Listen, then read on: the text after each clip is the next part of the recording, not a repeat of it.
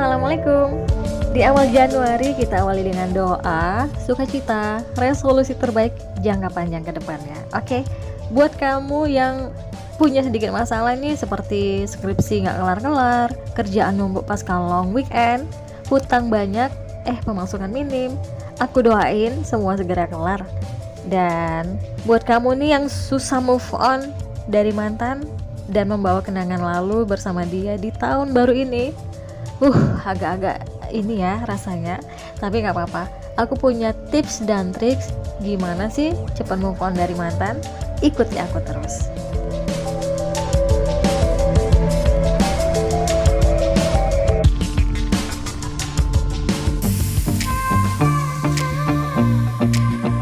Oke, masalah utama mengapa susah move on adalah masih segarnya ingatan atau memori kalian untuk mengingatnya. Well, mantan adalah seseorang yang pernah mengisi kehidupan kamu. Nggak mungkin dong menghapus kenangan itu dengan sekejap mata. Kenangan itu selalu muncul dan rasanya sakit sekali jika harus mengingatnya kembali. Nah, teman-teman, jika rasanya sakit, itu berarti kita harus punya keberanian untuk menghilangkan pikiran tersebut. Lalu bagaimana dong caranya bisa move on? Karena semakin sadar kita ingin lari dari kenyataan, tapi pikiran tersebut selalu mengarahkan ke dia dan dia. Kita tuh sulit berpindah ke lain hati dan kadang menganggap cintanya itulah yang terbaik di hati.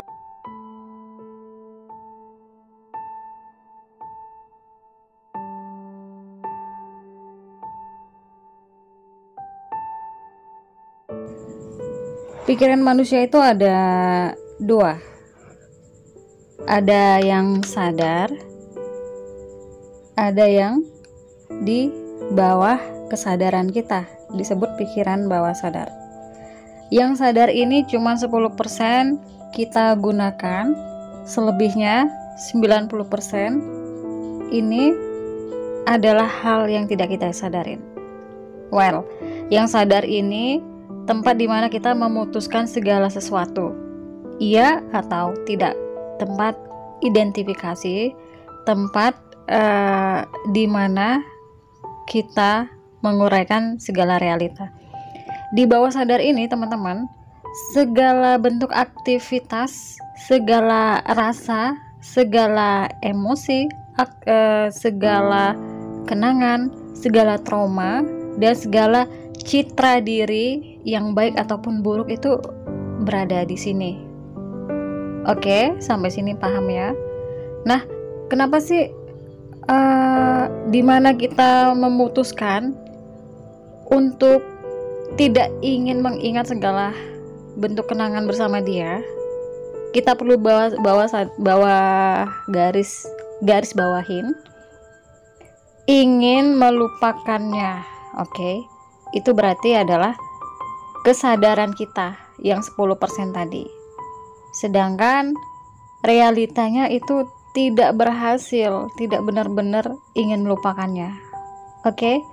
Mulutnya aja bilang, oke, aku bisa move on.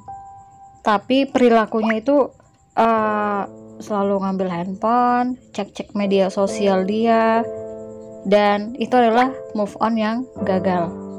Right? Kenapa ini nggak bisa dikendalikan nih ya? Segala aktivitas yang nggak kita sadarin ini ternyata itu adalah karena berada di sini. Segala aktivitas kenangan itu berada di sini, teman-teman. Ya. Dari 10% ini, 90% ini selalu menghantuin. Ini selalu berperang. Kesadaran kita bilang, iya, aku mampu move on. Sedangkan bawah sadar kita, hello, segala wajah dia ada di sini loh. Segala aktivitas kamu dulu bersama si dia berada di sini loh. Kamu tuh miliknya dia. Kamu tuh tidak bisa tanpa dia. Ini selalu mempengaruhi teman-teman. Ya. Lalu gimana cara bisa menghilangkannya? Oke. Di antara pikiran sadar dan tidak sadar ini ada filter, letaknya di tengah-tengah di sini teman-teman. Oke. Filter ini adalah yang menjaga segala informasi dari sadar ini supaya tidak masuk ke alam bawah sadar. Oke. Filter inilah yang membedakan orang waras dengan yang tidak waras. Biasanya kalau yang tidak waras itu sulit membayangkan itu realita atau itu cuman hayalan. Nah, dari fungsi filter ini kita bisa mengoptimalkannya, ya. Antara sadar mengatakan aku bisa move on. Oke, filter ini akan membantu si sadar ini untuk masuk ke alam bawah sadar, dimana kita bisa memanipulasi si alam bawah sadar ini informasinya agar sinkron ke keputusan kita. Ya, aku bisa move on. Dan perilaku yang keluar di kesadaran kita itu menunjukkan bahwa kita itu mampu move on. Yang jadi masalah, gimana cara ngelabuin si alam bawah sadar ini atas perintah si filter ini? Kita ikutin. Ada 2 cara untuk menginstal ulang segala memori di alam bawah sadar kita.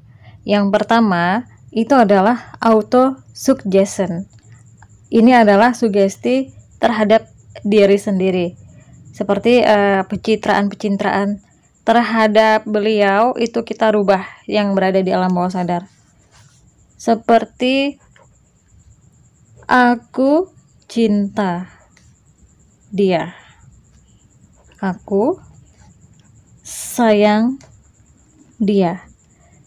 Ini pencitraan sebelum diinstal. Aku tidak bisa hidup tanpanya. Oke, kata-kata ini teman-teman adalah kata-kata yang menandakan kita itu lemah. Kita itu berada di atas kendalinya. Kita membiarkan ia menjadi objek utama di pikiran kita.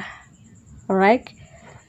Aku rindu dia. Aku gimana ya? Aku tidak sukses tanpanya. Aku di sini melemahkan diri, lemah semakin lemah, ya. Hero-nya adalah dia. Oke. Ini semua harus kita rubah. Oke. Kita rubah, ya. Kita ganti segala image diri terhadap dia. Oke. Ngerubahnya gimana sih? Oke. Saran untuk menginstal ulang itu adalah kata-kata emosi yang sifatnya positif. Aku bisa hidup tanpanya. Kalau tadi aku tidak bisa hidup itu cenderung negatif, ya. Kita rubah menjadi kalimat positif, dibalikkan. Aku bisa hidup tanpanya. Aku cinta diriku sendiri, ya. Ini adalah kata-kata penguat. Berarti hero utama dia di otak kita itu sudah mulai tergeser. Aku kuat tanpanya. Aku bisa sukses tanpanya. Teman-teman bisa berlatih ini sampai ke bawah, ya. Semakin banyak, maka sugesti terhadap diri sendiri itu semakin bagus. Ibaratnya membangun jejak pikiran di alam bawah sadar kita supaya masuk ke alam bawah sadar kita sebagai penguat, ya. Aku kuat, aku bisa tanpanya, aku gimana ya? Aku bisa sukses, bla bla bla tanpanya, tentunya tanpanya ya. Atau kamu ganti deh sama tanpanya itu, kata dia itu dengan superhero lain, seperti aku bisa sukses dengan orang tua, aku kuat dengan ini. Kalau itu objeknya sudah tergantikan, maka sedikit demi sedikit kalian sudah mulai move on, right?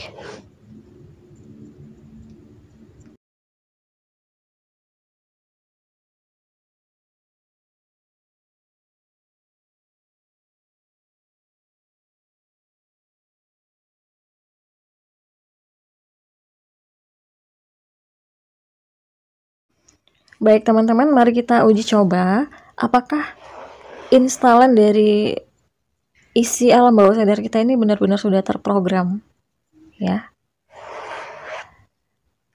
Pertama, ketika ada pikiran kita mengingat sesuatu di kesadaran kita, ini lagi sendiri nih, wah teringat mantan tiba-tiba gitu kan, teringat mantan, aku tuh masih sayang sama kamu, tuh masih sayang samanya ya gitu kan, tiba-tiba ada pikiran tersebut. Lalu sontak dong filter ini tadi secara sadar aktif membangunkan si alam bawah sadar ini, merecall gitu kan, segera merecall, alam bawah sadar, kamu bisa hidup tanpanya kan gitu kan, kamu tuh benar-benar bisa, kamu tuh nggak cinta dia lagi kan gitu kan. Memori ini diacak-acak ya, yang tadinya aku tuh sayang, aku ini kompak bilang gitu kan, iya aku tuh bisa hidup tanpanya. Si filter nih menyampaikan ulang ke kesadaran, dan visual tadi kan sudah terbiasa nih membayangkan bahwa caranya untuk bisa hidup tanpanya apa gitu kan. Bisa dialihkan misalnya ke ibadah, banyakin ngaji, sholat, atau lebih banyak main dengan teman, sehingga pikiran untuk mengambil handphone, melihat medsosnya itu sudah diblokir di sini semua ya. Perilaku yang muncul itu ya menghadang semua keinginan untuk mengingat si mantan gitu. Wah, kalau pikiran ini timbul, sukses deh